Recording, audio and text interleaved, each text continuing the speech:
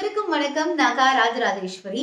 இன்னைக்கு நம்ம பார்க்க போறது இந்தியாவில் கிளர்ச்சி. இந்தியாவில் என்ன கிளர்ச்சி அப்படின்னா, தமிழ்நாடு அமைதியா இருந்துச்சு. தமிழ்நாட்டுல நீ 2 மொழி கொள்கையெல்லாம் ஃபாலோ பண்ணக்கூடாது, நீங்கள் 3 மொழி கொள்கையை தான் ஃபாலோ பண்ணணும். அப்படி கேட்கலன்னா உங்களுக்கான கல்வி நிதியை நாங்க தரமாட்டோம் அப்படின்னு சொல்லிட்டு ஒன்றிய அரசு நம்ம மேல ஒரு சின்ன தீ அப்படி பத்தி போட்டுட்டு அது பாட்டுக்கு போயிடுச்சு.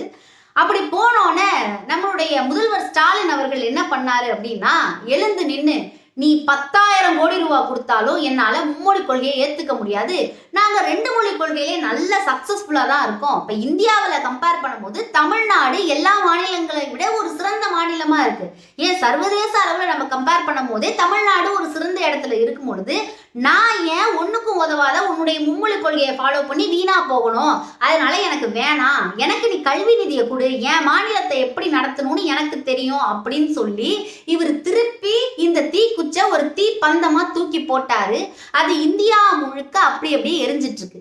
ஏன் எரியுது அப்படின்னு நம்ம ஒரு கேள்வி கேட்கணும். ஏன் அப்படின்னா, ஒரு பொய்யான தகவலா இருந்தா மக்களுக்கு தெரியாதா? வட மாநிலத்தில் இருக்கக்கூடிய மக்களுக்கு உண்மையிலேயே அவங்க உணர்வு பூர்வமா இந்த விஷயத்த உணர்ந்ததுனால தானே அவங்களுக்கு இதுல ஏதோ தவறு இருக்குன்னு தெரியுது. என்ன தவறு இருக்கு அப்படின்னு கேட்டோம்னா, ஏன் கிளர்ச்சி ஆகுது அப்படிங்கிற கேள்வியை நம்ம கேட்கணும்.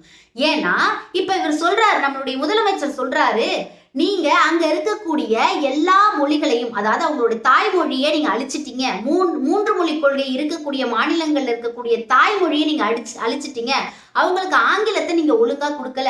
உங்களுடைய முழு நோக்கமும் ஹிந்திய அவங்கள்ட்ட திணிக்கிறதுல மட்டும்தான் இருந்திருக்கு. அதனாலதான் அவங்க வளர்ச்சி அடையாம இருக்காங்க அப்படிங்கிற விஷயத்தை இவர் சொல்லிட்டாரு. இதை நம்மளே பார்த்தோம்னாலும் இந்த கிளர்ச்சிக்கு காரணம் அப்படி இந்தியாவில இருக்கக்கூடிய அங்கங்க கிளர்ச்சி நடந்துகிட்டு இருக்கு. அதுக்கான காரணம் என்ன அப்படின்னா, பொதுவாவே அவங்களுக்கே தெரியுது, ஆகா நம்ம மொழி அழிஞ்சுக்கிட்டே வருது, நம்மளுடைய தாய்மொழியை நம்மள பேச முடியல. ஏன்னா இவங்க இன்னொரு செட்டப் வைக்கிறாங்க. என்னன்னா, ஹிந்தி ஒரு சர்வதேச மொழி, அதாவது நேஷனல் லாங்குவேஜ் அப்படின்னு அவங்களே எல்லார்கிட்டையும் சொல்லி விட்டுட்டு, ஹிந்தி பேசினாதான் அது ஒரு மிகப்பெரிய கௌரவம் மாதிரியும், ஹிந்தி பேசாத மற்ற அவங்களுடைய தாய்மொழியில பேசினா அது ரொம்ப இலக்காரமான ஒரு விஷயம் மாதிரியும் அதை அங்கங்க ஸ்ப்ரெட் பண்ணி விட்டதுனால கிட்டத்தட்ட அவங்களுடைய தாய்மொழி அழிஞ்சு அவங்களுக்கு ஆங்கிலமும் ஒழுங்கா தெரியாம வெறும் ஹிந்தி மட்டுமே இன்றளவும் அங்க இருக்குது.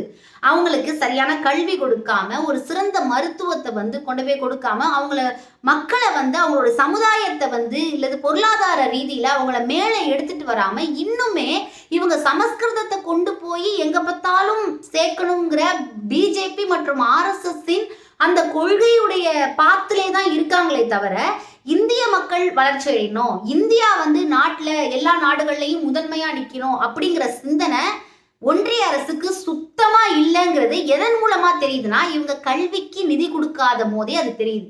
அப்படிங்கிறது இங்க நம்மளுடைய தமிழ்நாட்டில் இருக்கக்கூடிய வட மாநில தமிழ் பேசக்கூடிய மக்கள்லாம் நம்ம புரிஞ்சுக்கணும். இப்ப இது போய் சேர்ந்ததுக்கு காரணமே நீங்க என்னன்னு சொல்லுங்க.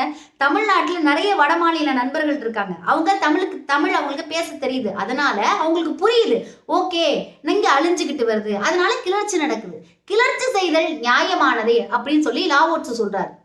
ஏன் அப்படி சொல்றாரு அப்படின்னா, இப்ப நம்ம கரெக்டா யோசிச்சு பார்த்தோம்னா, இங்க என்ன பண்றாங்க, இங்க ஒன்றிய அரசுங்கிற பேர்ல பிஜேபி மற்றும் ஆர்எஸ்எஸ் அங்க உட்காந்துக்கிட்டு இங்க எந்த மாநிலங்களுக்கும் இங்க சுய உணர்வு, சுய சிந்தனை, சுயமரியாதை எதுவும் இருக்கக்கூடாது. ஆர்எஸ்எஸ் உடைய கோட்பாடுன்னு ஒண்ணு இருக்குல்ல, ஆர்எஸ்எஸ் கோட்பாடு என்ன அப்படின்னா, 1954 நீங்க பாத்தீங்கன்னா கோல்வால்கர் என்ன பண்ணாரு, மாநில புனரமைப்பு அப்படின்னு சொல்லிட்டு ஒரு கமிட்டி அமைச்சாங்க. அந்த கமிட்டி எல்லாம் போடக்கூடாது அப்படின்னு சொல்லி எதிர்த்தாரு. ஏன் அப்படின்னா, இங்க மொழி ரீதியா மாநிலங்கள் பிரிக்க கூடாது, ஒரே தேசமா இருக்கணும், சமஸ்கிருதத்தை நம்மளுடைய இந்தியா முழுக்க நம்ம பரப்பி எல்லாருமே சமஸ்கிருதம் பேசணும், ஏன்னா சமஸ்கிருதம் தான் மூல மொழி அப்படின்னு சொல்லிட்டு அவர் சமஸ்கிருதத்துக்கு முன்னாடி நம்ம ஹிந்தியை எல்லாரையும் படிக்க வச்சுக்கலாம் அப்படின்னு அவர் பயங்கரமா ஒரு பிளானை போட்டு எல்லாருக்கும் அதை சொல்லி கொடுத்துட்டு போயிட்டாரு.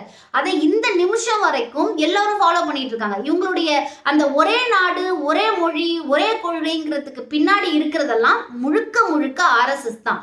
அதன் மூலியமா தான் இவங்க ஹிந்திய நாடு முழுக்க பரப்பிட்டு வராங்க. இது இவங்களோட சிந்தனையா இருக்கலாம். இது ஆர்எஸ்எஸ்ங்கிற ஒரு பிஜேபிங்கிற ஒரு கவர்மெண்டோட சிந்தனையா கூட இருக்கலாமே. ஒரு கவர்மெண்ட் நம்ம சொல்ல முடியாது, ஒரு கட்சியினுடைய சிந்தனை அப்படின்னு வச்சுக்கலாம். ஆனா அந்த சிந்தனைய இந்தியாவில் இருக்கக்கூடிய மற்ற மாநிலங்கள் மேலே இவங்க அடிச்சுக்கிட்டே இருக்கும் பொழுது ஒரு கட்டத்துல அங்க கிளர்ச்சி வெடிக்கும். இந்த கிளர்ச்சி சரியானதான்னா சரியானது. இந்த மாதிரி கிளர்ச்சி வெடிக்கும் பொழுதுதான் அது நியாயமான ஒரு தீர்ப்புக்கு கொண்டு போய் நகர்க்கும் அப்படிங்கிறது தான் இவங்களுக்கு இப்ப என்ன ஆயிடுச்சு அப்படின்னா அவங்களுக்கு பயம் வந்துருச்சு. என்னடா நம்ம சும்மாவே இருந்திருக்கலாம் போல இருக்கே, தெரியாத்தனமா இந்த மொழி பிரச்சனையை நோண்டிட்டோம். இதற்கு முன்னாடி எப்படிப்பட்ட வரலாறு இருக்கு, தமிழ்நாட்டுல உலகத்துல எவனாவது மொழிக்காக செத்துருக்கானா? தமிழ்நாட்டுல அப்படியே என்ன சொல்றதுன்னா, தமிழ்நாட்டுல என்ன பண்ணாங்கன்னா விஷத்தையும் குடிச்சிட்டு தீயையும் கொளுத்திக்கிட்டாங்க. ஏன்னா தீ குளிச்சு காப்பாத்திட்டா அதுக்கப்புறம் விஷம் குடிச்சு செத்து போவேன். என் மொழி அந்த மாதிரி ஒரு மொழிடா, என் மொழி நீ திணிக்க, என்னட்ட இருந்து அழிச்சிட்டு நீ ஹிந்தியை திணிக்க முடியாதுன்னு சொல்ல மிக பெரும் வீரர்கள்லாம் தமிழ்நாட்டுல வந்து இறந்து போயிருக்காங்க. அவ்வளோ பேர் உயிரை விட்டுருக்காங்க. அப்படிப்பட்ட ஒரு சுயமரியாதை கொண்ட சிந்தனை நிறைந்த ஒரு மாநிலத்தின் மேல நீங்க எப்படி கொண்டாந்து இந்த மும்மொழி கொள்கையை திணிப்பீங்க? அட்லீஸ்ட் உங்கள்கிட்ட குட் ரெக்கார்ட்ஸ் இருக்கா? இந்த மாதிரி மும்மொழி கொள்கை வளர்ந்ததுக்கான ரெக்கார்ட்ஸ் இருக்கு? ஆனா எதுவுமே கிடையாது. அப்படி இருக்கும் பொழுது இவ்வளவு ஒரு ஜனநாயகமற்ற, இன்னொன்னு என்ன சொன்னாங்க, நாகரிகமற்ற ஒரு சிந்தனைகளை உங்களுக்குள்ள வச்சுக்கிட்டு நம்மளையெல்லாம் பார்த்து இந்த நிமிஷம் வரைக்கும் நான் சொல்றேன் மக்களே, நம்ம எல்லாம் புரிஞ்சுக்கணும். சுரேஷ் ஜோஷி, அதாவது RSS பொதுச் செயலாளர் என்ன பண்ணியிருக்காருன்னா, கடந்த February 12 வரைக்கும் நம்ம வந்து சமஸ்கிருதத்தை வந்து நாடு முழுக்க கொண்டு போனோம், தனித்தனி மாநிலங்களா இருக்கக்கூடாது அப்படின்னு அவர் சொல்லியிருக்காரு. இன்னொன்னு தெரியுமா, இது சொன்னா பயங்கர காமெடி ஆயிடுவீங்க. என்னன்னா இவங்க சொல்றாங்க சாதி தான் மக்களை வந்து ஒருமைப்படுத்துதான். எப்படியெல்லாம் சொல்றாங்க பாருங்க, புரிஞ்சுக்கணும். ஏன்னா சாதி மக்களை எப்பொழுது ஒருமைப்பட்டு இருக்கிறது, அவங்களை எப்படி ஒற்றுமையா வழி நடத்தி இருக்குன்னா கிடையாது. சாதி வந்து அங்க பிரச்சனைகளை தான் உருவாக்கி இருக்கு. அது நம்ம எல்லாருக்குமே தெரியும். சாதின்னு ஒரு விஷயம் இருந்தா அங்க பிரச்சனை உருவாகும் அப்படின்னு தெரியும். மக்களுக்குள்ள எந்த ஒரு தடையும் இல்லாத மனிதன் மனிதனாக பார்த்து மனிதநேயத்தினுடன் வாழும் பொழுதுதான் அங்க ஒற்றுமை இருக்கும் அப்படிங்கிற திராவிட சிந்தனை எங்க இருக்கு? நீங்க RSS BJPயின் சிந்தனை பாருங்க. சாதியினாலதான் மக்கள் ஒற்றுமையா இருக்காங்கன்னு அவங்க சொல்லி அதை உண்மைன்னு நம்ப வச்சு அவங்க ஆளுமை பண்றாங்க.